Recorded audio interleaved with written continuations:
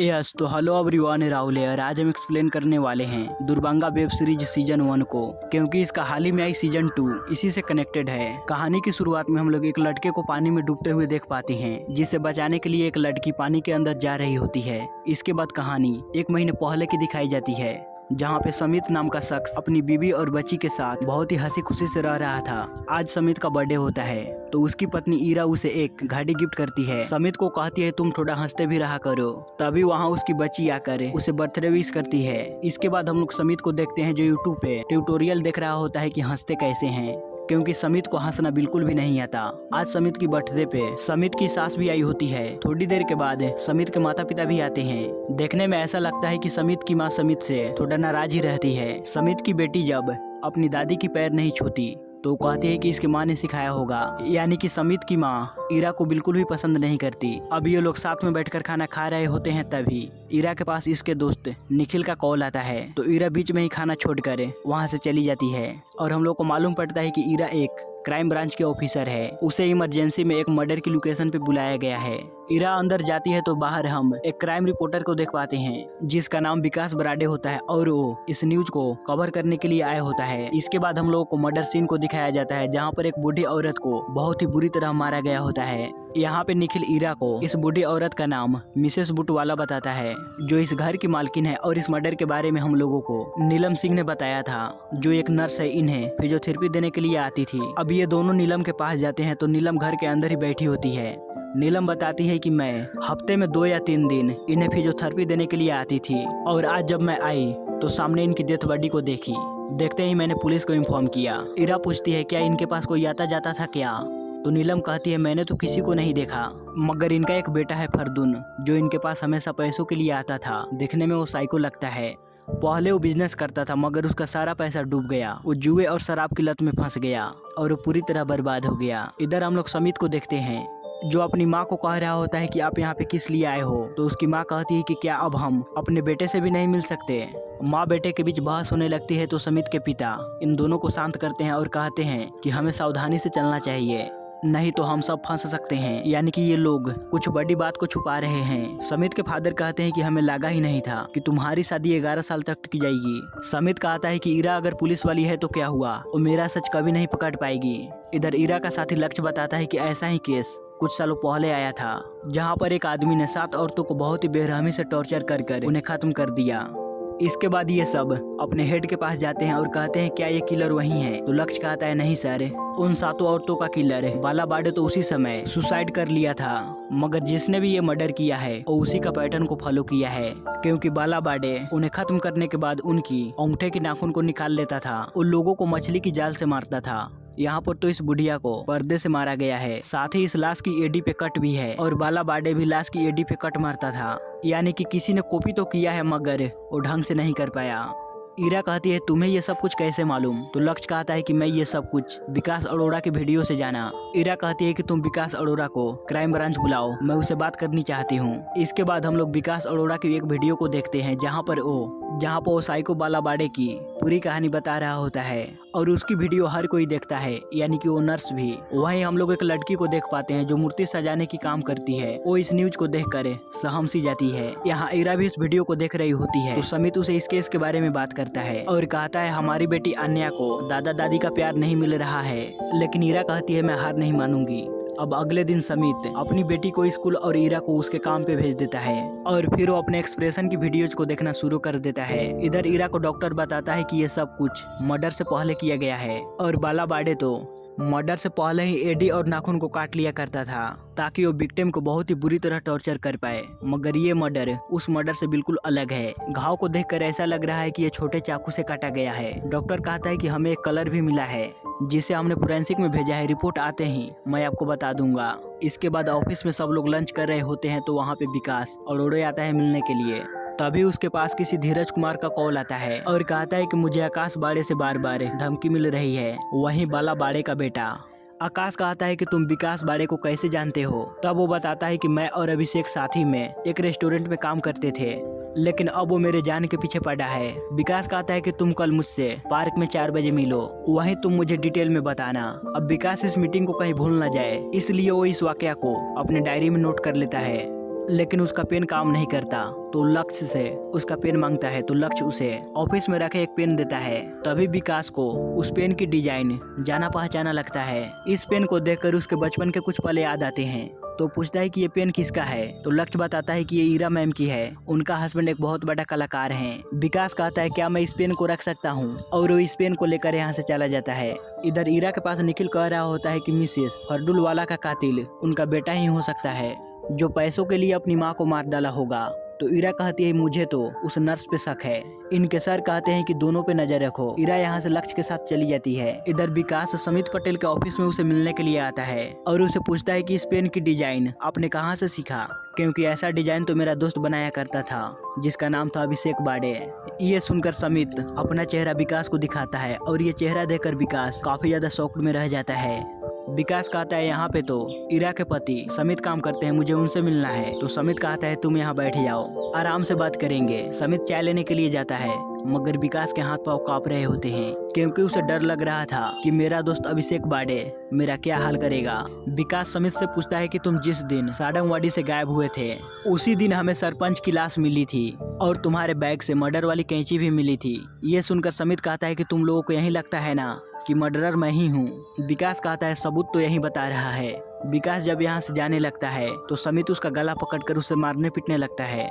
उसी वक्त ईरा तुरंत घर आती है तो ईरा देखती है समित तो आन्या को पढ़ा रहा है। समित विकास को अपने काम करने वाली जगह पे बांध कर रखा होता है। और यहाँ पे मैं आप लोगों की एक और डाउट क्लियर कर दूं, बाल बाडे का बेटा अभिषेक बाडे है और अभिषेक बाडे कोई और नहीं समित है। इसीलिए विकास समित के चेहरे को देखकर काफी ज्यादा शॉक्ड हो गया था। इसके बाद हम लोगों को 2009 का सीन को दिखाया जाता है जहाँ पर पहली बार समित यानी कि अभिषेक बाडे ईरा से मिला था। वहाँ दुकान से सामान खरीदने के लिए आया था तो ईरा उसे पूछती है सर आपको क्या चाहिए। वो बताता है कि मुझे केवंस का हैंडस चाहिए मगर वो वहाँ पर था ही नहीं। ईरा कहती है कि आप अपना एड्रेस दे दो मैं वहाँ पहुँचा दूंगी। दरअसल ईरा को समित पहली नजर में ही पसंद आ गया था, यानी ईरा पहली नजर में ही समित से प्यार करने लगी थी। अब कहानी प्रेजेंट टाइम में आती है जहाँ पर अन्य अपने पापा को कह रही होती है कि आप मेरा चोटी बना दो तो समित कहता है कि जाकर तुम अपनी माँ से अपनी चोटी बनवा लो। तो अन्य कहती है कि माँ तो आपके कमरे में सफाई करने के लिए गए हैं। ईरा जैसे ही उस कमरे को खोलने वाली थी जहाँ पे विकास बंधा हुआ था तभी वहाँ समित आ जाता है और कहता है कि तुम्हें अन्य बुला रही है। इसके बाद हम लोग क्राइम ब्रांच वाले को देखते हैं जो मर्डर सीन का इन्वेस्टिगेशन कर रहे होते हैं। यहाँ पे ईरा को मालूम पड़ता है कि मिसेस बुटवाला के अंगूठे पे खून नहीं बल्कि रेड कलर की लिपस्टिक लगी थी। इधर मिसेस बुटवाला का बेटा नर्स को पकड़ कर उसे पूछता है कि मेरे पैसे कहाँ है। तभी वहाँ निखिल आकर उसे हिरासत में ले लेता है ये बोलकर कि तुमने ही अपनी माँ को मारा है। वो बताती है कि एक दिन मिसेस बुटवाला एक वकील को ढूंढ रही थी अपनी विल बनाने के लिए। सीन शिफ्ट होता है क्राइम ब्रांच में जहाँ लक्ष्य बताता है कि मिसेस बुटवाला अपनी सारी प्रॉपर्टी चैरिटी में दान कर दी है, वो अपने बेटे के लिए कुछ भी नहीं छोड़ा। निखिल कहता है कि मिसेस बुटवाला के बेटे को एक दिन के लिए कस्टडी में लेते हैं, वो सब कुछ उगल देगा। लेकिन ईरा का कहना था कि उसने बाला बाडे का ही पैटर्न क्यों फॉलो किया और अंगूठे पे लगे लिपस्टिक से जिसने भी उस लिपस्टिक का इस्तेमाल किया होगा उसका डीएनए मिल सकता है।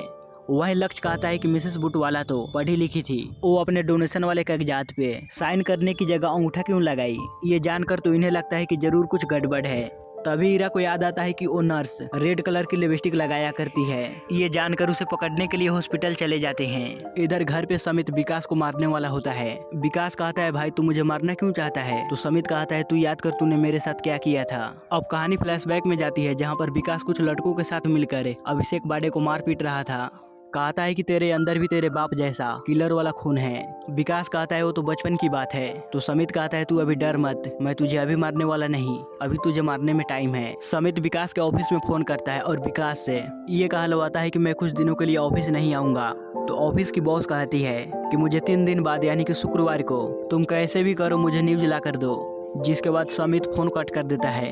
विकास कहता है कि तुम समित पटेल के ऑफिस में क्या कर रहे हो। तब जाकर विकास को मालूम पड़ता है कि अभिषेक बाडे ही समित पटेल हैं। इसी वजह से पुलिस आज तक अभिषेक बाडे को पकड़ नहीं पाई। इधर ईरा उस नर्स के पास जाती है, उसका बैग चेक करते हैं तो उसके बैग में वो रेड कलर की लिपस्टिक मिल जाती है। इधर निखिल भी सीसीटीवी में नीलम को घर आते हुए देखता है। नीलम अपने साथ कुछ लेकर आई थी तो निखिल ऊपर जाता है और इधर उधर ढूंढता है तो उसे वो किलिंग वाली चाकू मिल जाती है। ईरा जब नीलम को पकड़ने के लिए आती है तो नीलम ईरा पे ही हमला कर देती है। तो ईरा नीलम को मार पीट कर उसे अरेस्ट करती है।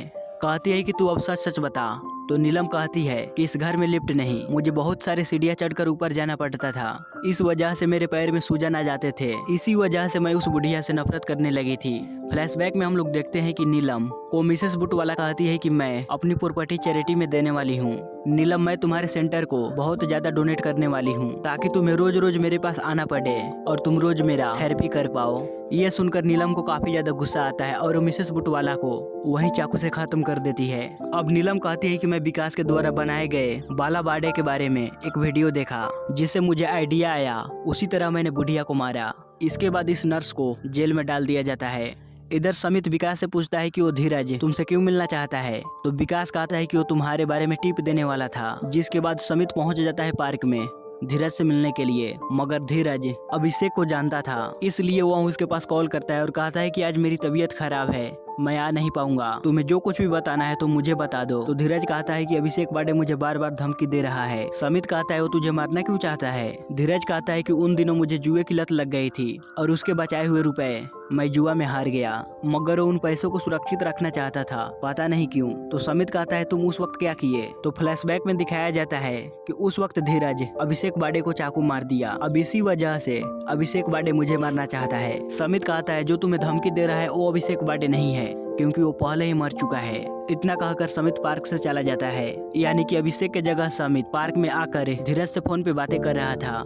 रात के वक्त हम लोग समित और ईरा को साथ में देख पाते हैं, जहाँ पे समित ईरा को कहता है कि मुझे इस वक्त कहीं पे जाना है क्योंकि आर्ट गैलरी के लिए मेरी मीटिंग है। ईरा कहती है ये तो बहुत अच्छी बात है क्योंकि तुम घर से ज्यादातर बाहर नहीं जाते और इसी बहाने तुम घूम भी लोगे। इधर हम लोग एक लड़की को देख पाते हैं जो घर पे मर्डर वाली न्यूज को देख रही थी। अब ये लड़की कौन है इसके बारे में हम लोगों को कहानी में आगे मालूम पड़ेगी। इधर धीरज बियर बार में बैठकर बियर पी रहा होता है। वो विकास के पास वॉइस मैसेज भेजता है कि मुझे मालूम है कि अभिषेक बाड़े अभी जिंदा है। इसके बाद हम लोग देखते हैं एक आदमी कार से बाहर निकलता है, यानी कि ये शख्स धीरज को मारने के लिए आया होता है। धीरज यहाँ से भागने लगता है तो वो धीरज को पकड़ कर उसके ऊपर चाकू से हमला करता है, जिसके बाद वो अंगूठे का नाखून निकालता है और एडी में कट करता है। फिर वो मछली की जाल से उसका गला घोटकर उसे मार देता है। वो वापस अपने कार में बैठकर यहाँ से चला जाता है। ईरा जब पानी पीने के लिए उठती है तो उसके ध्यान जब गेट की तरफ जाती है तो वहाँ कोई खड़ा होता है। ईरा जब पास जाकर देखती है तो समित होता है, यानी कि समित ने ही धीरज को मारा है। इसके बाद हम लोगों को 2009 का सीन को दिखाया जाता है, जहाँ पर ईरा समित के लिए वो हैंडल्स लेकर आई थी, जो हैंडल्स खत्म हो गया था। ईरा उसे हैंडल देकर उसे बातें करने की कोशिश करती है, मगर समित उसे जरा भी भाव नहीं देता। ये देखकर ईरा अब यहाँ से गुस्से में जाने लगती है तो समित उसे आवाज लगाता है। ईरा जब उसके पास आती है तो समित उसे एक रोल देता है और कहता है कि इसे मैंने अपने हाथों से बनाया है। ईरा इसे अपने साथ लेकर यहाँ से चली जाती है। अब कहानी प्रेजेंट टाइम में आती है, जहाँ पर ईरा और समित दोनों साथ में सो रहे थे। समित उठता है, फ्रिज से खाना निकालता है और विकास के पास जाकर उसे खाना खिलाता है। खाना खिलाने के बाद उसे कहता है कि अब तू मरने वाला है। तो विकास जोर से चिल्लाता है। समित कहता है कि तू सच बोले, मैं तुझे कुछ नहीं करूंगा। और विकास के वेबसाइट पे एक कमेंट देखता है जिसमें लिखा था कि मुझे मालूम था कि 17 साल पहले एक मर्डर होने वाला है, मगर उस वक्त मैंने इस बारे में किसी को नहीं बताया। विकास कहता है कि ऐसा कमेंट हम लोग अपने फेक वेबसाइट से करते हैं ताकि हमारे वेबसाइट पे ज्यादा लोग आए। समित कहता है तुम्हारे पास एक वीडियो भी है ना, जिसमें तुमने खुला बोला था कि मुझे उस मर्डर के बारे में मालूम था, मगर मैंने उस समय कुछ नहीं किया। कहानी फिर से फ्लैशबैक में जाती है, जहाँ पर विकास अभिषेक की घर की वीडियो को बना रहा होता है। वो घर के अंदर एक कमरे में जाने की कोशिश करता है, मगर अभिषेक और उसकी बहन प्राची उसे जाने से रोक रहे होते हैं। कहते हैं कि हमारे बाबा इस कमरे में जाने से मना किए हैं। अब सीन प्रेजेंट टाइम में आती है। विकास कहता है कि तुम इस बात को भूल जाओ, तो समित कहता है ऐसे कैसे। वो यहाँ से चला जाता है। तब विकास को याद आता है प्राची के बारे में। अब हम लोग उसी धीरज के मर्डर वाले सीन को देख पाते हैं, जहाँ पर पुलिस वाले सब आकर अपना इन्वेस्टिगेशन कर रहे होते हैं। यहाँ पे निखिल ईरा को बताता है कि ये पूरा मर्डर तो बाला बाड़े की स्टाइल में है। जिसके बाद ये लोग सीसीटीवी कैमरे को देखते हैं, जिसमें कातिल का चेहरा तो नजर नहीं आता, मगर किस तरह ये मर्डर हुआ वो सारी वाकया इसमें दिख जाता है। इसे देखने के बाद ये लोग कहते हैं कि ये तो बाला बाड़े नहीं हो सकता, क्योंकि वो तो पहले ही मर चुका है। इधर हम लोग समित को देख पाते हैं, जिसे विकास के बैग से एक पेंडेंट मिलता है। इसे देखकर उसे अपनी बहन प्राची की याद आती है। यहाँ क्राइम ब्रांच में ईरा कहती है कि क्या पता बाला बाड़े अभी जिंदा हो और वो सारी मर्डर वहीं कर रहा हो। तब निखिल कहता है हमें तो कैसे भी कर हमें इस कातिल को पकड़ना ही पड़ेगा। इनके सर कहते हैं अगर एक और मर्डर हुआ ना तो हमें मिनिस्ट्री से नोटिस आ जाएगी। उसी समय लक्ष्य देखता है कि धीरज के फोन से आखिरी मैसेज विकास के पास गया है, जिससे इन लोगों का सारा शक विकास के ऊपर चला जाता है। इधर हम लोग देखते हैं कि समित विकास के रूम में जाता है वहीं पुलिस वाले अपनी तहकीकात करने के लिए विकास के ऑफिस आ रहे होते हैं। यहाँ पे मैडम कहती है वो तो 3-4 दिनों से काम पे नहीं आए। जिसके बाद अब इरा और उसकी टीम विकास के रूम पे आते हैं। इधर विकास कैसे तैसे कर अपनी रस्सियों को खोल रहा होता है। वहीं समित विकास के रूम में उसके लैपटॉप से एक वीडियो को देख रहा होता है, जिसमें विकास बालाबाड़े की वर्कशॉप की एक वीडियो बना रहा होता है। अब वही सीन आता है बचपन वाली, जहाँ पे अभिषेक विकास को उस कमरे में जाने से रोक रहा होता है, लेकिन विकास नहीं रुकता। वहाँ उस कमरे में जाकर वीडियो बनाने लगता है। समित ये सारी वीडियोज विकास की लैपटॉप से कॉपी करने लगता है। वहाँ उस कमरे की तलाशी भी लेने लगता है। तभी वहाँ बाहर इरा चली आती है। वो बेल बजाती है मगर कोई दरवाजा नहीं खुलता, तो ये लोग दरवाजे को तोड़कर अंदर आते हैं। तब तक समित यहाँ से गायब हो चुका था। यहाँ पर ये लोग चारों तरफ विकास को ढूंढने लगते हैं। इरा को विकास का लैपटॉप गर्म नजर आता है और वो समझ जाती है कि यहाँ पे जरूर कोई आया था, तो वो खिड़की से इधर उधर देखने लगती है। वहीं साइड में हम लोग समित को देख पाते हैं। जब इरा उसकी तरफ देखने ही वाली होती है, तभी समित इरा के पास कॉल करता है। कहता है कि मुझे बुखार है और तुमसे मिलने के लिए घर पे कोई विकास आया हुआ है। समित के बुखार के बारे में जानकर इरा यहाँ से चली जाती है। इधर निखिल सीसीटीवी कैमरे से टेम्पल की नंबर को नोट कर लेता है, जिस टेम्पल से किलर उस रात धीरज के पास आया था। इधर समित भी बहुत ही तेजी से अपने घर पहुँचता है, जहाँ पे विकास समित के ऊपर ही हमला कर देता है और इन दोनों के बीच दमदार फाइट होनी शुरू होती है, जिसमें समित को चोट आ जाती है और विकास को हथौड़े से मार देता है। अब जैसे ही इरा घर पहुंचती है तो एकदम से समित दरवाजा खोलता है और उसके पीछे विकास चला आता है। अब फिर से हमें इरा और समित की पास्ट को दिखाया जाता है, जहाँ पे इरा दोबारा से समित से मिलने के लिए आती है। वो समित को कहती है कि हमारे बाबा के मृत्यु के बाद मेरे घर में गणपति बाबा का पंडाल लगाने वाला कोई नहीं है, क्या तुम पंडाल लगा दोगे? तो समित कहता है मैं बिजी हूँ। ये सुनकर इरा थोड़ा गुस्सा होकर यहाँ से चली जाती है, लेकिन समित इरा को दोबारा से बुलाता है और कहता है कि हाँ मैं पंडाल लगा दूंगा। वहीं समित को अपने फादर बालाबाड़े की हेलुसिनेशन आ रहे होते हैं। अब कहानी प्रेजेंट टाइम में आती है, जहाँ पर समित और विकास दोनों घर के बाहर थे। इरा पूछती है तुम्हें यहाँ पे चोट कैसे आई? तो फिर से हम लोगों को फ्लैशबैक दिखाया जाता है कि समित ने विकास को नहीं मारा था। और विकास को कहा कि तुझे पुलिस वाले ढूंढ रहे हैं। तब विकास कहता है कि अब मैं पुलिस वालों को तुम्हारी सारी सच्चाई के बारे में बता दूंगा। तो समित उसी वक्त उसे एक पेन ड्राइव दिखाता है, जिसमें विकास द्वारा बनाई गई एक वीडियो थी। जब विकास वीडियो बनाते बनाते बालाबाड़े के कमरे के अंदर गया तो उसे वहाँ पर एक औरत देखी थी, जिसके हाथ पांव बंधे हुए थे। उसी वक्त वहाँ बालाबाड़े चले आता है। बालाबाड़े को देखकर विकास वहाँ से भाग जाता है। समित कहता है कि अगर तूने ये वीडियो उस वक्त पुलिस को दिखा दी होती तो शायद वो औरत बच जाती, लेकिन तूने ऐसा नहीं किया। अब इस बारे में पुलिस को मालूम पड़ेगी तो तू भी नहीं बच पाएगा। जिसके बाद दोनों एक डील कर लेते हैं। इरा समित की मलम पट्टी करती है। विकास कहता है कि मैंने इनकी कला का मजाक उड़ाया तो इन्होंने मेरे ऊपर हाथ उठाए, तब मैंने भी हाथ उठाए और इन्हें लग गई। विकास कहता है वैसे आप मुझे क्यों ढूंढ रहे हो? इरा बताती है वो धीरज था ना, उसे कोई रात के वक्त उसे मार डाला। ये सुनकर विकास चौंक जाता है। इसके बाद इरा विकास को धीरज कुमार की उस रिकॉर्डिंग को सुनाती है, जिसमें वो कहा था कि अभिषेक बाड़े मुझे मारने के लिए आ रहा है। विकास कहता है कि मैं और अभिषेक बाड़े दोनों एक ही क्लास में पढ़े हैं। विकास कहता है कि जब धीरज कुमार ने मेरी बालाबाड़े पर वीडियो देखी थी और वो मुझे एक टिप देने वाला था। इरा कहती है वही टिप ना कि अभिषेक बाड़े उसके पापा का मर्डर का साथी था। विकास कहता है मुझे तो इस बारे में मालूम नहीं। तो निखिल कहता है क्या लगता है तुम्हें वो भी मर्डरर है?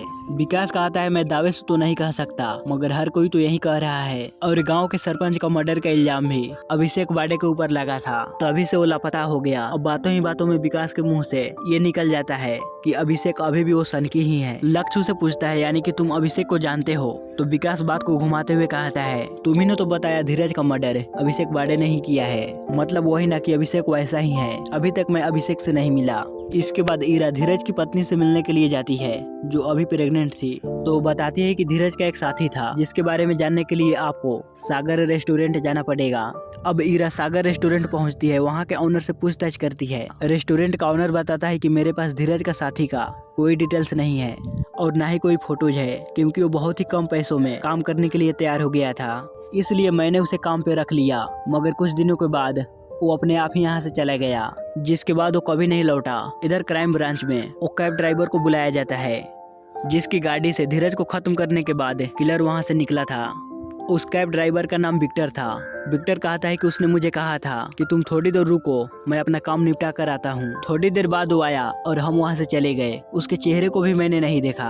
ये कहकर वो खांसने लगता है, तो अपनी पानी की बोतल निकाल कर पानी पीता है। इधर समित अपनी बेटी को कुकिंग सिखा रहा होता है। उसकी बेटी कहती है कि मैं ये सब नहीं करूंगी। समित कहता है मेरे बाबा ने तो मुझे ऐसा ही सिखाया था। फिर हम लोगों को बालाबाड़े को दिखाया जाता है, जो इतना दरिंदा था वो मुर्गी की गर्दन को अपने हाथ से ही तोड़ देता था। समित की बेटी कहती है आपको हंसना बिल्कुल भी नहीं आता, आप फेक स्माइल करते हो। इधर पुलिस वाले विक्टर को भेज देते हैं क्योंकि इन्हें तो कोई सुराग नहीं मिला। इसके बाद हम लोग विकास को देखते हैं जहाँ पे उसकी बॉस कह रही होती है कि बाला बाडे और उसके बेटे पे एक मसालेदार न्यूज चाहिए। तब विकास न्यूज देखता है जिसमें वो बताता है कि शाम के वक्त उस भयानक मर्डर वाले सीन का सीसीटीवी फुटेज आ गया है। ये सुनकर विकास सीधा समित के पास पहुँचता है। समित पहले तो विकास को यहाँ से भगाता है, मगर विकास उसे उस न्यूज को दिखाकर कहता है कि ये मर्डर 3 बजे हुआ है रात के वक्त।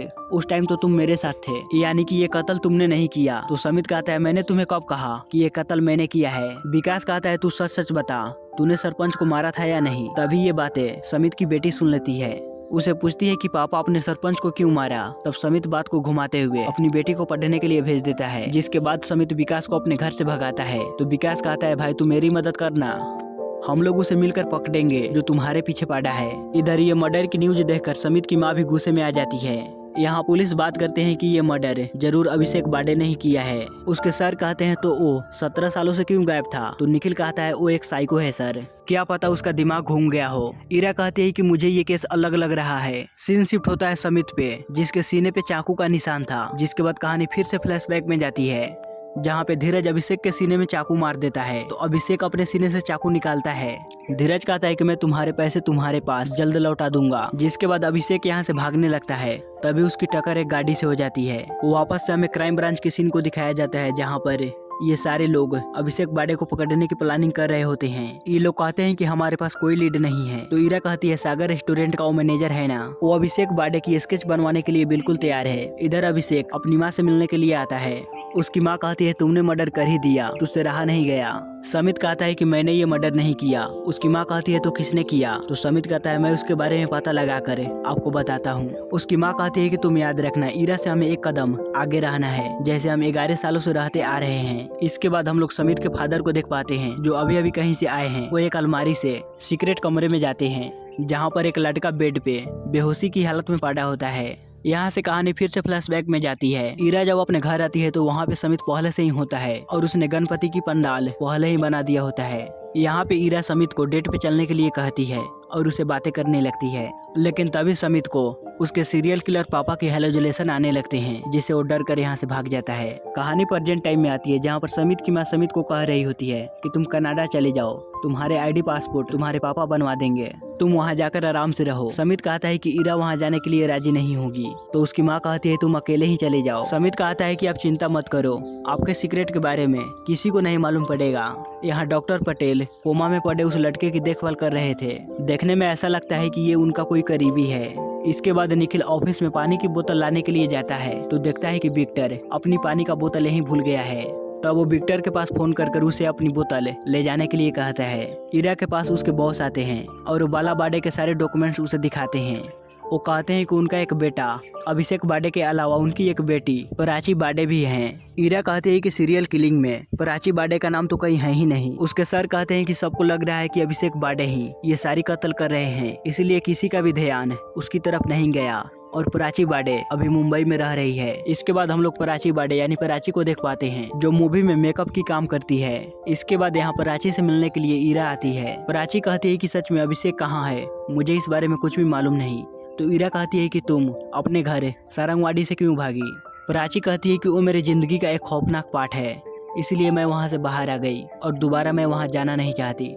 ईरा कहती है तो तुमने वहाँ की अपनी प्रॉपर्टी अभी तक क्यों नहीं बेची। तो प्राची कहती है मेरे बाबा की जितनी प्रॉपर्टी थी उन्हें बेचकर मरे हुए लोगों को घर वालों को पैसे दिए, बस ये घर ही रह गया। ये दोनों अभिषेक बाडे के बारे में बात करते हैं जिसने सरपंच को कैंची से 17 बार मारा था। प्राची कहती है क्या पता कातिल कोई और हो, इसलिए आप जाइए और असली खूनी का पता लगाइए। विकास जब अपने ऑफिस में होता है तो उसकी बॉस कहती है कहाँ है तुम्हारे अभिषेक बाडे पे मसालेदार न्यूज। विकास कहता है कि मैं जल्दी देता हूँ। विकास समित के पास मैसेज करता है कि कुछ जानकारी मिली तो बताओ। इधर ईरा समित को रेनकोट पहनाती है, कहती है कि उस रात मर्डरर ने भी ऐसा ही कोट पहना था, लेकिन ऐसे में धीरज उसे पहचाना कैसे कि वही मारने के लिए आया है, क्योंकि इसमें तो फेस दिखता ही नहीं है। समित कहता है क्या पता उसमें अभिषेक ही ना हो। इधर प्राची जब अपने घर आती है तो उसे भी उसके पिता बाला बाडे की हेलुसिनेशन आती है, तो वहाँ डर कर कमरे के अंदर चली जाती है। इधर ईरा फाइल देखते हुए समित को बताती है कि अभिषेक बाडे के खिलाफ कोई भी लीड नहीं है, बस वही है सागर रेस्टोरेंट का मालिक जो कल इसका स्केच बनवाने के लिए आएगा। तो समित कहता है कि विकास को भी बुलवा लेना, क्योंकि अभिषेक विकास का स्कूल फ्रेंड था ना, तो स्केच बनवाने में विकास थोड़ी बहुत मदद कर देगा। अब ईरा उसे कहती है कि तुम्हें किसने बताया विकास अभिषेक का स्कूल फ्रेंड था। तो समित कहता है कि परसों रात तो तुम ही ने बताया था सोते समय। इसके बाद हम लोग एक औरत को देखते हैं जो न्यूज देख रही होती है कि धीरज कुमार के मर्डर करने वाले का पुलिस के पास कोई तस्वीर नहीं है, यानी कि अभिषेक बाडे का। तब वो औरत अपनी अलमारी खोलती है और एक फोटो निकालती है। इधर सागर रेस्टोरेंट का मालिक उस स्केच को बनवा रहा होता है। यहाँ पर ईरा विकास को बुलाया था, तो विकास यहाँ पे अभिषेक बाडे का टेढ़ा मेढ़ा स्केच बनवाने लगता है ताकि कोई समित को न पकड़ सके। इधर समित धीरज की बीबी के पास पहुँचता है। वो कहता है कि धीरज भाई को किसने मारा। तो धीरज की पत्नी कहती है कोई अभिषेक बाडे नाम का शख्स है, उसी ने मेरे पति को मारा। समित पूछता है कि वो उस रात 3 बजे रेस्टोरेंट में क्या कर रहे थे। तो बताती है कि आपके भैया हर वीकेंड कोई नई रेसिपी ट्राई करते हैं। समित कहता है उनकी रूटीन के बारे में किसी को मालूम था क्या। तो वो कहती है कि मेरे अलावा किसी को नहीं मालूम। इतना जानकर समित यहाँ से चला जाता है। उधर वो औरत ईरा के पास कॉल कर बताती है कि मेरे पास अभिषेक बाडे की तस्वीर है, क्योंकि मेरी बेटी छाया एक बार मुंबई गई थी और गलती से उसके फोटोज में उसका चेहरा आ गया था। ईरा कहती है कि हम आ रहे हैं आपके पास उस फोटोज को लेने के लिए। वहीं हम लोग देखते हैं कि विक्टर जिस बोतल को छोड़कर गया था उसके अंदर ट्रांसमीटर लगा हुआ है, जिसके जरिए वो कार में बैठकर इनकी सारी बातें सुन लेता है। लक्ष्य आकर बताता है कि हमें स्केच की जरूरत नहीं, हमें फोटो मिलने वाली है, और वो बातों बातों में उस औरत का नाम बता देता है। अब विकास सीधा समित के पास कॉल करता है, कहता है कि तुम्हारे गांव की एक औरत के पास तुम्हारा फोटो है, और ये दोनों इसके गांव के लिए निकल जाते हैं। रास्ते में विकास कहता है कि मेरे बैग में तुम्हें एक पेन ड्राइव मिला था ना, वो कहाँ पर है। तो समित कहता है मैंने तो उसे फेंक दिया। अब ये दोनों अपने गांव पहुंचते हैं। अपने गांव में पांव रखते ही समित को पुरानी यादें याद आती है, जहां पे अभिषेक के ऊपर भूत भगाने का प्रक्रिया चल रहा होता है। तभी वहां सरपंच आता है और वो अभिषेक को अपने साथ यहाँ से ले जाता है। प्रेजेंट टाइम में विकास प्लान बनाता है कि मैं उस आंटी को अपनी बातों में उलझाऊंगा और तुम वहाँ से फोटो चुरा लेना। लेकिन जैसे ही विकास अंदर जाता है तो उस औरत के पहले से ही हाथ पांव बंधे होते हैं। तभी वहाँ एक आदमी विकास के ऊपर हमला कर यहाँ से भागने लगता है, लेकिन बाहर इसे समित पकड़ लेता है। तो हम लोग देखते हैं ये तो वही कैब ड्राइवर विक्टर है। विक्टर कहता है तू तो अभिषेक बाडे है ना, तू रोजी विक्टर को भी जानता होगा। लेकिन समित ये सब कुछ पहचानने से मना कर देता है। तो विक्टर कहता है कि तू शाम के वक्त मुझे इस पते पे मिल, तुझे सारी सच्चाई बताऊंगा, और उसे धक्का देकर यहाँ से भाग जाता है। अब यहाँ उस औरत के घर ईरा भी चली आती है। वो जैसे ही आवाज को सुनती है तो देखती है कि यहाँ से एक आदमी भाग रहा है, तो वहाँ उसका पीछा करने लगती है। लक्ष्य घर के अंदर जाता है, विकास और उस बूढ़ी औरत को छुड़ाता है। इधर ईरा समित का पीछा करते हुए बहुत दूर चली आती है। समित एक कारखाने के अंदर घुस जाता है। यहाँ से निकलने के लिए समित ईरा को बांधने के बारे में सोचता है। ईरा के ऊपर एक पाटा गिरने वाला होता है, तो वहाँ ईरा को बचाता है। इसी दौरान उसके हाथ से वो घड़ी गिर जाती है, जिसके बाद वो यहाँ से भाग निकलता है। विकास जब अपना मलहम पट्टी करवा रहा होता है तो उसके पास समित का कॉल आता है। वो कहता है कि तुझे जिसने मारा वो विक्टर है, जो रोजी दिलकर के बारे में पूछ रहा था, और तू जरा पता कर बता कि यह है कौन। इसके बाद हम लोगों को ईरा के पास्ट के सीन को दिखाया जाता है, जहां वो उदास होकर अपनी दुकान पे बैठी होती है। अपनी माँ को बताती है कि आज समित डेट पे आया ही नहीं। तभी दुकान पे समित आता है। उसे देखकर उसकी माँ यहाँ से चली जाती है। सामान लेने के बाद समित काउंटर पे आता है। तो ईरा कहती है कि तुम ये फ्री में ले जाओ, क्योंकि तुमने हमारा गणेश पंडाल सजाया था ना, तो उसकी कीमत है। वैसे भी हम अनजान लोगों से फ्री में कोई काम नहीं करवाते। मगर समित यहाँ पैसे रख कर जाने लगता है। तभी लाइट चली जाती है, तो समित वहीं रुका रहता है ताकि ईरा को अकेले डर न लगे अंधेरे में। ये देखकर ईरा को बहुत अच्छा लगता है। प्रेजेंट टाइम पे लक्ष्य ईरा को ढूंढते हुए उसके पास आता है। वो ईरा को छुड़ाता है और कहता है आप जिसका पीछा कर रही थी वो अभिषेक बाडे ही था, क्योंकि वो औरत ने बताया कि वो आदमी मुझसे मिलने के लिए आया। मगर जैसे ही मैंने उसके चेहरे को देखा तो मुझे बांध कर यहाँ से चला गया। ईरा पूछती है कि उस आदमी को टिप ये कहाँ से मिली, कि उसका फोटो यहाँ पे है। इधर हम लोग समित को देख पाते हैं जो पत्थर को घिस कर नुकीला बना रहा होता है। तो इस दौरान उसकी नजर अपने हाथ पे पड़ती है, तो मालूम पड़ता है कि मेरा घड़ी ही नहीं है। इधर ईरा गांव वालों से पूछती है क्या कोई आदमी अभिषेक बाडे के बारे में पूछताछ कर रहा था क्या। तो एक आदमी बताता है कि कोई विक्टर नाम का शख्स था जो अभिषेक बाडे के बारे में पूछताछ कर रहा था।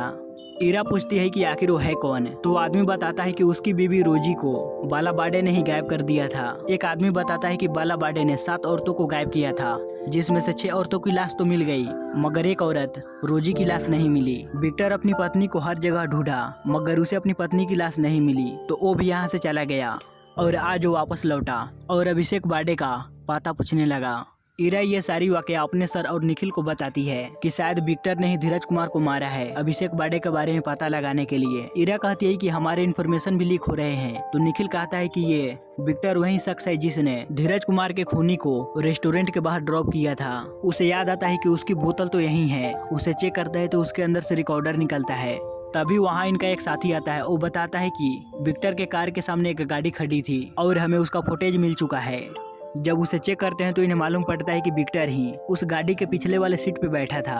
वो यहाँ धीरज कुमार को मारा और उस गाड़ी से यहाँ से निकल गया। यानी कि वो अब तक पुलिस को मामू बना रहा था। निखिल अब विक्टर को पकड़ने के लिए निकल जाता है और ये सारी बातें निखिल फोन पे इरा को बता रहा होता है। विक्टर समित के बताई गई जगह पे आता है जहाँ पर पहले से ही समित मौजूद था। समित कहता है कि तू जो बताना चाहता है वो बता दे। तो विक्टर कहता है कि आओ कार में बैठो, मैं तुम्हें सब बताता हूँ। तभी समित के पास विकास का कॉल आता है। वो बताता है कि विक्टर वही शख्स है जिसकी बीबी रोजी को तेरे बाप ने मारा था, मगर आज तक उसकी डेथ बॉडी कहीं नहीं मिली, इसलिए तू विक्टर से बच कर रहो। इतना कहते हैं विक्टर पीछे से क्लोरोफॉर्म सूंघाते हुए कहता है तू ही है ना अभिषेक बाडे।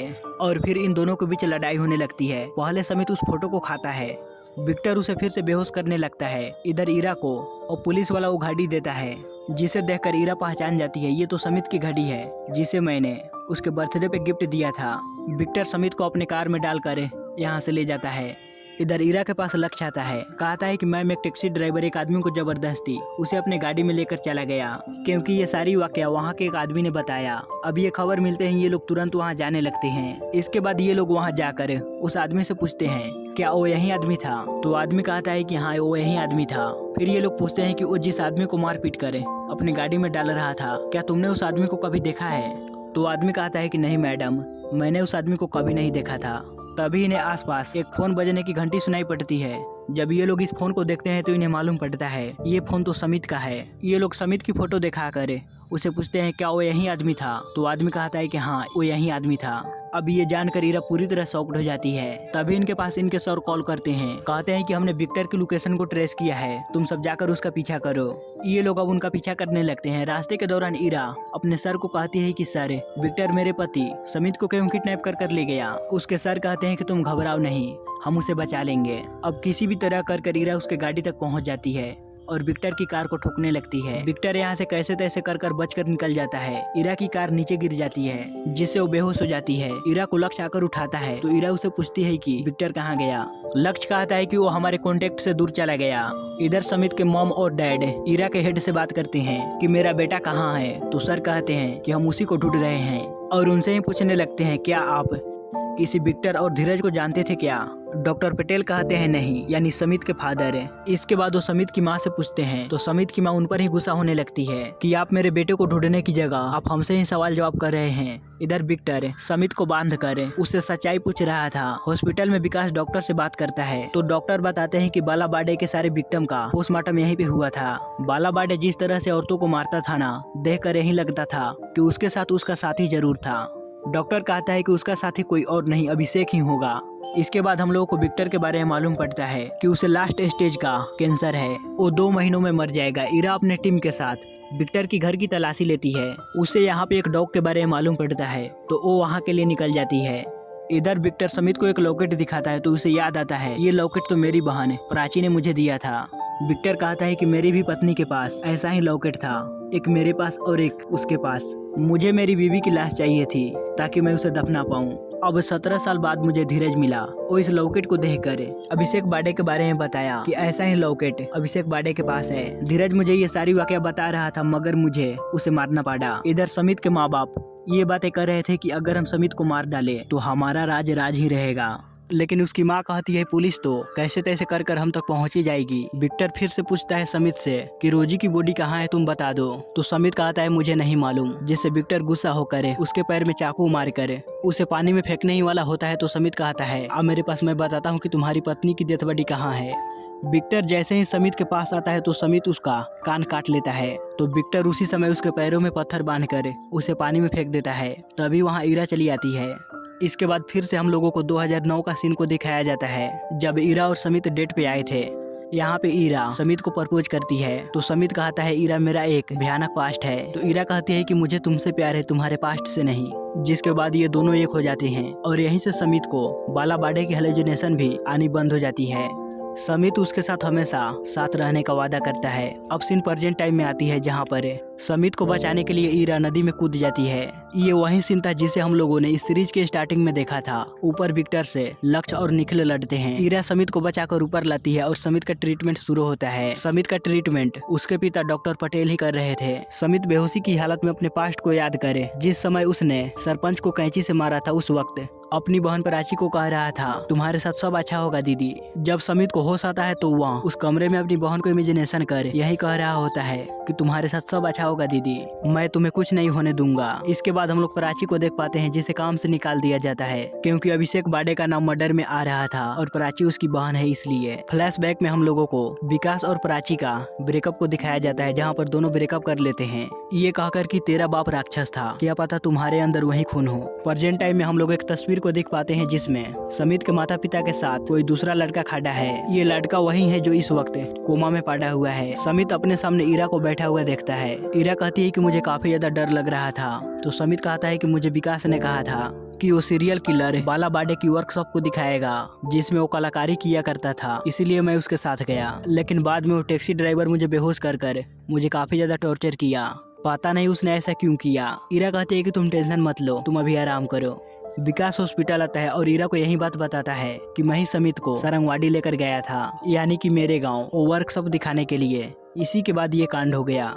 ईरा पूछती है कि तुम और अभिषेक बाडे किस स्कूल में पढ़ते थे, तो ये जानकर ईरा उसी स्कूल में पहुंचती है। वहाँ का प्रिंसिपल बताता है कि वो बच्चा काफी ज्यादा गुस्सेल था, अगर उसे कोई ट्रिगर कर दे तो उसे काफी ज्यादा गुस्सा आ जाता था। ईरा कहती है आपको क्या लगता है अभिषेक सरपंच का मर्डर कर सकता है, तो प्रिंसिपल कहते हैं इस पर तो कुछ कह नहीं सकते।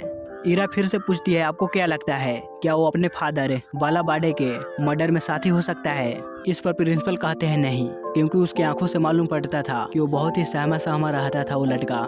इधर हम लोग पटेल को देख पाते हैं जो बेड पे पड़ा था। डॉक्टर पटेल उसका रिपोर्ट देखकर ईरा के सर को बताते हैं ये तो जल्द ही कैंसर से मरने वाला है, हम कोशिश करेंगे कि इसे जल्द ही होश आ जाए।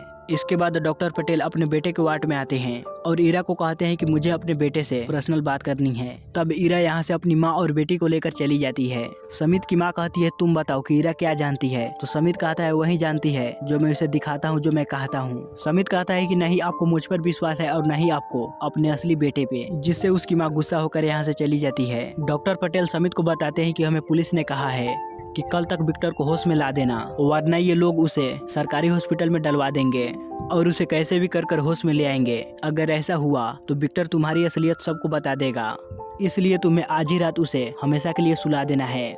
इधर हम लोग असली समित को देख पाते हैं जहाँ पर उसकी माँ उसके पास आती है और रोने लगती है। निखिल समित का बयान ले रहा होता है कि विक्टर ने तुम्हें क्यों किडनैप किया। समित कहता है कि शायद मैं गलती से उसे बता दिया कि मैं इंस्पेक्टर ईरा की हस्बैंड हूँ, इसलिए वो शायद मुझे टॉर्चर किया। निखिल कहता है उसने तो तुमसे कुछ पूछा होगा, तो समित कहता है नहीं, उसने बस मुझे टॉर्चर ही किया। ईरा निखिल को रोकती है और उसे कहती है कि तुम इस तरह सवाल जवाब नहीं कर सकते। ईरा अकेले में समित को काफी ज्यादा डांटती है। ईरा कहती है कि अगर तुम्हें कुछ हो जाता तो मेरा क्या होता। समित कहता है तुम आ गई ना मुझे बचाने के लिए। इसके बाद ईरा जब बाहर आती है तो एक न्यूज देखती है जहाँ पे बाला बाडे के पिंजरे को दिखा रहा था, जहाँ पे वो विक्टिम को रखता और उसे काफी ज्यादा टॉर्चर करता। और वो कहते हैं क्या बाला बाडे के बच्चे अपने बाप की दरिंदगी के बारे में जानते थे क्या। ये सुनकर ईरा यहाँ से अपने घर चली जाती है। रात के वक्त डॉक्टर पटेल समित को एक इंजेक्शन देते हैं, कहते हैं कि तुम इसे विक्टर को लगा देना, वो हमेशा के लिए सो जाएगा। तो समित नर्स बनकर विक्टर के पास पहुंचता है। तो इस समय विक्टर होश में होता है। वो समित को कहता है कि मुझे बस मेरी पत्नी की डेथ बॉडी चाहिए, लेकिन समित कहता है कि जब तुझे मेरे बाबा के बारे में मालूम पड़ा तब मुझे उसकी सच्चाई मालूम पड़ी। इधर ईरा समित के वर्कशॉप के दरवाजे के ताले तोड़कर जांच करती है तो उसे वहाँ पे खून के धब्बे मिलते हैं। समित जब बेहोशी की हालत में कह रहा था कि प्राची दीदी तुम्हें मैं कुछ नहीं होने दूंगा, अब मैं वो अभिषेक बाडे नहीं रहा। उस वक्त उस कमरे में ईरा थी और ये सारी वाकया वो सुन रही थी, यानी कि अब ईरा को सारी सच्चाई मालूम पड़ गई है, यानी कि समित ही अभिषेक बाडे है। इधर समित विक्टर की बोतल में उसे मारने वाली दवाई डालकर अपने रूम में चला आता है। अब इधर ईरा को भी समझ आने लगा था कि समित के बारे में मुझे सुराग क्यों मिल रहे थे, क्योंकि वही तो अभिषेक बाडे है। इसके बाद हम लोग को फ्लैशबैक में 2008 के सीन को दिखाया जाता है जब असली समित अपने कार से जा रहा था तभी उसके कार से जख्मी अभिषेक की टक्कर हो जाती है, जिससे उसे काफी ज्यादा चोटें आती है। रियल समित कहता है कि तुम रुको, अभी मैं एम्बुलेंस को बुलाता हूँ। तो अभिषेक बाडे कहता है तुम अभी ना ही एम्बुलेंस और ना ही पुलिस को बुलाओ। इसके बाद अभिषेक बाडे की होश एक रूम में आती है, जहाँ पर हम लोग रियल वाले समित पटेल की फोटो को देख पाते हैं। जैसे ही अभिषेक बाडे कमरे से बाहर आता है तो समित की माँ कहती है तुम यहाँ से जल्दी भाग जाओ, मगर तभी डॉक्टर पटेल उसे बेहोशी का इंजेक्शन देके उसे बेहोश कर देते हैं और कहते हैं जो एक बार यहाँ आ गया वो वापस नहीं जाता। अब कहानी प्रेजेंट टाइम में आती है, जब समित विक्टर की बोतल में इंजेक्शन देकर अपने कमरे में आया था, तब हम लोग को दिखाया जाता है कि समित विक्टर को मारता नहीं, उसे सच बताता है कि तुम जिस लॉकेट के बारे में बात कर रहे थे वो मेरे पास आया कैसे। उस लॉकेट को किसी आदमी ने मेरे बाबा की 13वीं पे मेरी बहन को दिया था और फिर मेरी बहन ने मुझे। विक्टर कहता है ये बातें तूने मुझे पहले क्यों नहीं बताया। तो समित कहता है अगर मैं तुझे पहले बताता तो तू पहले मुझे मरता और फिर मेरी बहन को ढूंढकर उसे भी खत्म कर देता, इसलिए मैंने तुझे नहीं बताया। विक्टर कहता है कि तेरी बहन को लॉकेट किसने दिया। तो समित कहता है वही जो तुम्हारी पत्नी को किडनैप किया था। विक्टर कहता है यानी कि तेरा बाप का कोई साथी था। तो समित कहता है हाँ मुझे भी ऐसा ही लगता है। विक्टर कहता है कि तुम उस आदमी को ढूंढो और मुझे जिंदा छोड़ दो। समित कहता है कि मैं तुम्हारी बीवी की डेथ बॉडी ढूंढ भी लूंगा और तुम्हें सभी से बचा भी लूंगा, मगर इसके बदले तुझे मुझसे डील करनी होगी। डील यह है कि तुम्हें सभी के सामने चुप रहना पड़ेगा। और इनकी डील फाइनल हो जाती है। घर पे इरा समित को एक घड़ी देती है, कहती है कि तुम्हारी पुरानी घड़ी खो गई ना, इसलिए मैं तुम्हारे लिए वैसा ही सेम नई घड़ी लाई हूँ। ऑफिस में इरा के पास एक कुरियर आता है, इरा उसे चेक करती है तो उसमें अभिषेक बाडे के बारे में सारे कागजात होते हैं ताकि उसे अभिषेक बाडे के बारे में और जानकारी मिल सके, मगर इरा को इससे कुछ भी हासिल नहीं होता। वो इन सारे कागजात को फाड़ देती है ताकि इस बारे में किसी को मालूम न पड़े। लक्ष्य कहता है कि विकास अपने चैनल पे आकर अभिषेक बाडे के बारे में बता रहा है। वो कहता है कि बाला बाडे का एक साथी था जो साथ में मिलकर मर्डर किया करते थे, मगर वो कभी पकड़ा नहीं गया। उनकी आखिरी विक्टिम रोजी दिलकर ने ही किडनैप की थी, जिसका गवाह रजिया खातून है। उन्होंने गाड़ी की नंबर नोट कर पुलिस में कंप्लेन की तो उसे बार बार धमकियां मिलने लगी। पुलिस ने जब उस नंबर का इन्वेस्टिगेशन किया तो वो गाड़ी बाले बाडे का था। आगे विकास बताता है कि बाला बाडे के मरने के बाद भी उन्हें ये धमकियां आ रही है। फिर वह उन धमकियों के रिकॉर्ड को सुनाता है जिसमें वो कह रहा था कि तुम्हें मालूम ही है सारंगवाड़ी के सरपंच के साथ क्या हुआ था, इसलिए तुम अपना कॉम्प्लेन ले लो, नहीं तो तुम्हारे साथ यही हाल होगा। विकास कहता है कि सब लोगों को लग रहा है कि ये धमकियां बाले बाडे का बेटा अभिषेक बाडे दे रहा है। इसके बाद हम लोग असली समित पटेल को देख पाते हैं, जिसका अब हाथ हिलने लगा था। समित अपने दरवाजे पे लगाने के लिए नई ताला लाता है क्योंकि पुराने ताले को इरा ने तोड़ दिया था। तब समित पूछता है कि इरा तुमने पुराने ताले को क्यों तोड़ा। इरा बताती है कि तुम्हारे रूम से मुझे जरूरी चीज चाहिए थी, चाबी नहीं मिल रहा था, इसलिए मैंने ताले को तोड़ दिया। समित कहता है कोई बात नहीं, मैंने नया ताला लगा दिया है। इरा कहती है क्या तुमने अभिषेक बाडे के बारे में नई न्यूज को सुना। समित कहता है नहीं, मैं ऐसी न्यूज को नहीं सुनता। तो इरा सोने के लिए चली जाती है। इसके बाद समित उस रिकॉर्डिंग को दोबारा से सुनता है जिसे न्यूज पे विकास सुना रहा था। रिकॉर्डिंग को सुनने के बाद समित इस रिकॉर्डिंग को डिकोड करने की कोशिश करता है। थोड़ी देर बाद वो विकास के पास कॉल कर कहता है कि हम बाला बाडे के साथी को पकड़ सकते हैं, लेकिन विकास उसके साथ काम करने से मना कर देता है और कहता है कि तू भी एक साइको है क्योंकि उस दिन तू मुझे मारने ही वाला था। अब आन्या की नानी आन्या को उसके दादी के पास छोड़ने के लिए जाती है क्योंकि उसके मम्मी पापा बिजी थे और नानी को भी कहीं काम पे जाना था। यहाँ पे मिसेस पटेल कहती है कि मैं तो बोर्डिंग जा रही हूँ, तो इसकी नानी कहती है कि आप इसे अपने साथ ले जाइए। अब इन्हें ना चाहते हुए भी आन्या को अपने साथ ले जाना पड़ता है। इधर अभिषेक उसी रिकॉर्डिंग को बार बार सुने जा रहा था, मगर उसे कोई भी क्लू नहीं मिल रहा था। आन्या की दादी आन्या के लिए ढेर सारे पकवान बनाती है, भले ही आन्या से चिड़ी चिड़ी रहती है, मगर वो कहीं ना कहीं एक माँ भी है। आन्या ये सब देखकर उन्हें गले से लगा लेती है। इधर डॉक्टर पटेल समित पे काफी ज्यादा गुस्सा हो रहे थे कि तुमने विक्टर को क्यों नहीं मारा। तो समित कहता है कि पापा आप चाहते थे कि विक्टर हमेशा के लिए चुप रहे, तो मैंने उसे हमेशा के लिए शांत कर दिया, इसके बदले मुझे उसे मारना भी ना पड़ा। तो डॉक्टर पटेल कहते हैं कि तुमने मेरे विश्वास को तोड़ा है, अब आगे से मैं तुझ पर विश्वास नहीं करूंगा। फिर वो पूछते हैं न्यूज पे जो आवाज सुनाई जा रही है वो आवाज तेरा है क्या। तो समित कहता है नहीं। डॉक्टर पटेल कहते हैं कि तुझे एक मौका देता हूँ मेरा विश्वास जीतने के लिए, तुम बस यहाँ से आन्या और ईरा को छोड़कर दूसरे देश चले जाओ। मैं यहाँ पर आन्या और ईरा को किसी भी चीज की कमी नहीं होने दूंगा। सीन शिफ्ट होता है ईरा पे, जहाँ पे धीरज कुमार की पत्नी ईरा के पास कॉल कर कहती है कि मुझे आपको कुछ देना है, आप मेरे घर चले आइए। इधर विकास अपने ऑफिस में सो रहा था, तभी उसके पास प्राची आती है। उसे देखकर विकास खुश हो जाता है। इधर ईरा धीरज की बीवी से मिलती है। वो कहती है कि अभिषेक ने उस टैक्सी के जरिए मेरे पति को मरवाया होगा, इरा कहती है कि ऐसा नहीं है। तो कहती है कि मेरा पति कहा करते थे कि अभिषेक बाडे के ऊपर भूतिया साया है। उसकी आवाज इस MP3 रिकॉर्डर में रिकॉर्ड है जिसे वो हमेशा सुना करता था।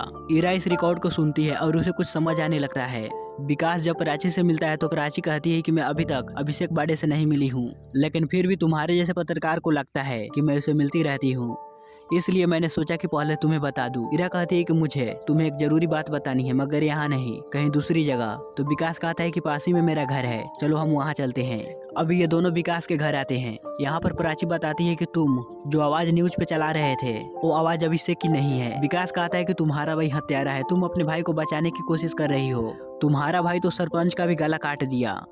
तो इरा यहाँ पे एक सच बताती है कि सरपंच को अभिषेक ने नहीं बल्कि मैंने मारा था। इधर इरा प्रिंसिपल से फोन पे बात करती है तो प्रिंसिपल बताता है कि एक दिन अभिषेक का MP3 रिकॉर्डर किसी बच्चे ने छीन लिया था, जिससे अभिषेक पागल सा हो गया। उसने उस लड़के को बहुत ही ज्यादा मारा। इरा इधर पढ़ती है कि उसे एंटी सोशल डिसऑर्डर है। इसके बाद इरा समित के पास आती है और कहती है कि वो दोनों हत्यारे बाप बेटे मेटल आर्टिस्ट डिजाइनर थे, बिल्कुल तुम्हारी तरह।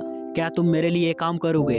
तुम मेरे साथ सरंगवाड़ी चलो, वहाँ पे अभिषेक के बनाए गए आर्ट वर्क को देखना, जिससे हमें उससे जुड़ी कुछ क्लू मिल सके। फिर ये दोनों सरंगवाड़ी के लिए निकल पड़ते हैं।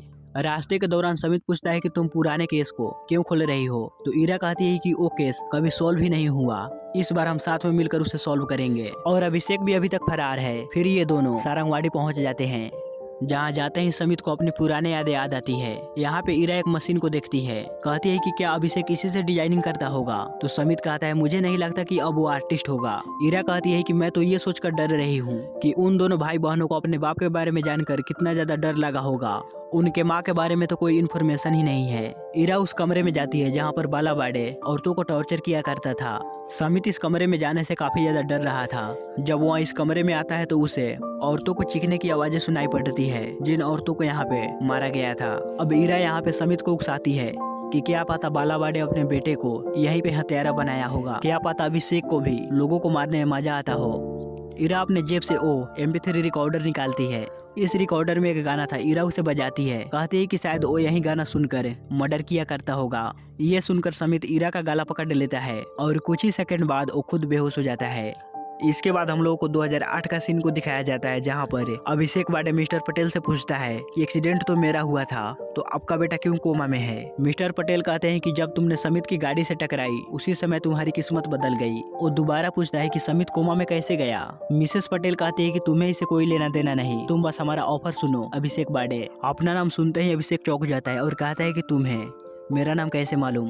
तो मिस्टर पटेल कहते हैं कि मुझे सब मालूम है, मैं इस बारे में पुलिस को कुछ भी नहीं बताऊंगा, बस तुम्हें मेरा एक काम करना पड़ेगा, तुम्हें बस समित पटेल बनकर रहना पड़ेगा। अभिषेक कहता है ये होगा कैसे? मिस्टर पटेल उसे डॉक्यूमेंट देते हुए कहते हैं कि यह है तुम्हारा डॉक्यूमेंट। समित का कोई फ्रेंड नहीं है और न ही हमारे कोई रिश्तेदार है, इसलिए तुम्हें समित पटेल बनना आसान होगा। वो कहते हैं कि मेरे बेटे को शिकार करना और मैथ की प्रॉब्लम को सोल्व करने का काफी ज्यादा शौक है। अभिषेक कहता है कि अगर समित पटेल को होश आया तो मेरा क्या होगा? ये सुनकर ये दोनों चुप हो जाते हैं क्योंकि इनके पास आगे की कोई प्लानिंग नहीं थी। अब कहानी प्रेजेंट टाइम में आती है, जहाँ पर इरा समित को होश में लाती है। समित कहता है कि मेरा यहाँ पे दम घुट रहा है। इसके बाद इरा और समित दोनों वापस अपने घर चले आते हैं।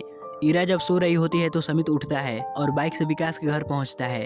यहाँ पर वो विकास से कहता है कि मुझे मेरी बहन प्राची को ढूंढने में तुम्हारी मदद चाहिए, और फिर उसकी रिकॉर्ड की गई वीडियो की पेन ड्राइव देता है। कहता है कि यही है ना आखिरी सबूत, ले इसे मिटा दे, बस मुझे किसी भी तरह कर प्राची को ढूंढना है।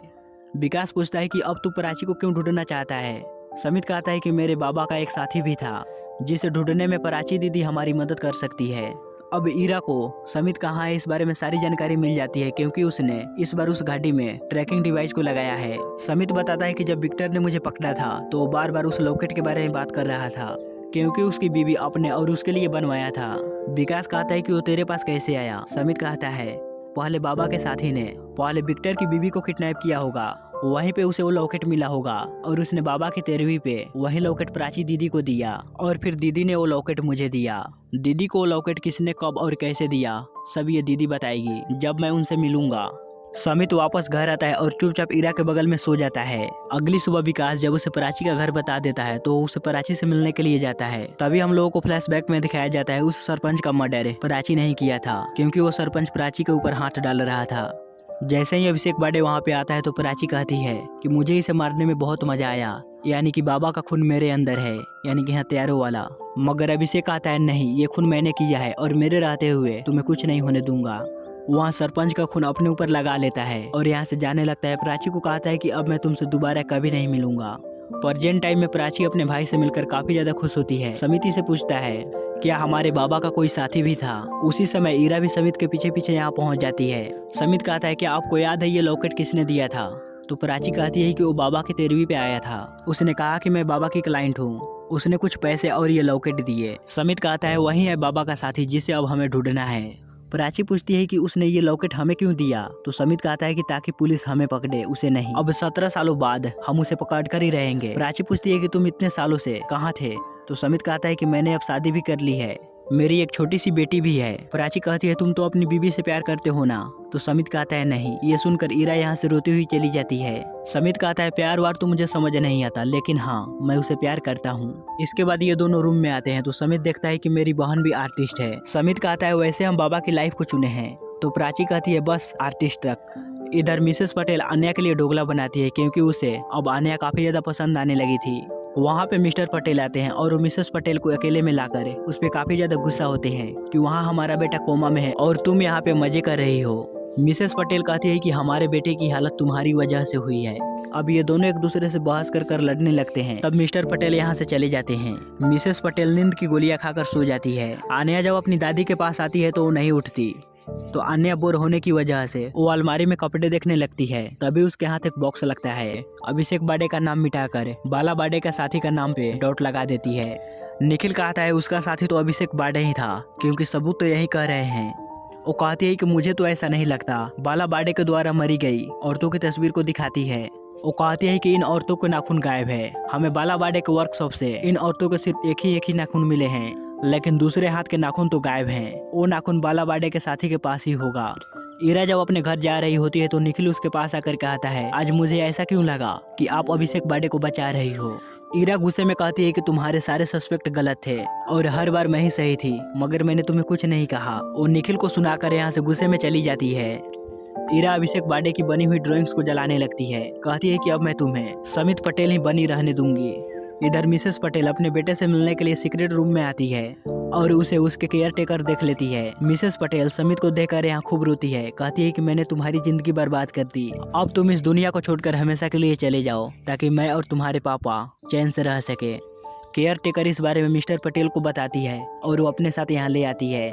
उसकी माँ जैसे ही ऑक्सीजन सिलेंडर को बंद करने वाली होती है तभी उसके पापा आकर रोक लेते हैं और कहते हैं कि हमारा बेटा अभी जिंदा है, तुम ऐसा मत करो। इधर रात के वक्त ईरा समित को देखती है तो वहाँ समित नहीं होता। जब वो घर में समित को ढूंढती है तो देखती है कि समित बैठकर अपना काम कर रहा है। मिसेस पटेल जब अलमारी खोलकर बॉक्स देखती है तो वहाँ बॉक्स नहीं होता। वो काफी ज्यादा परेशान होने लगती है। कहती है कि अब सब खत्म हो जाएगा। इसके बाद हम लोग अन्या को देख पाते हैं जो अपने साथ उस बॉक्स को ले आई थी। वह उसके साथ खेल रही थी। जब वो उस बॉक्स को खोलती है तो उसमें 7 नाखून होते हैं। वह उन नाखूनों के साथ खेलने लगती है। वहीं समित को मालूम पड़ जाती है कि ये आवाज किसकी है और कहां से आ रही है। वही आवाज जिसे विकास ने न्यूज पे चलाया था। वहीं हम लोग असली समित को देख पाते हैं जो अब कोमा से बाहर आ चुका है। और इसी तगड़े सस्पेंस के साथ इसका सीजन 1 यहीं पे खत्म होता है। गाइज अगले सीजन में हम लोग को मालूम पड़ेगा कि वो नाखून समित पटेल के थे या फिर उसके माँ के, क्योंकि दिखने में तो खूनी दोनों लग रहे हैं। गाइज आपको ये सीजन 1 कैसा लगा हमें कमेंट बॉक्स में जरूर बताइएगा। और इसका सीजन 2 मैं बहुत जल्द लाने वाला हूँ। आपको इसका सीजन 2 चाहिए तो कमेंट बॉक्स में जरूर सीजन 2 लिखिएगा। मिलते हैं अगली वीडियो में।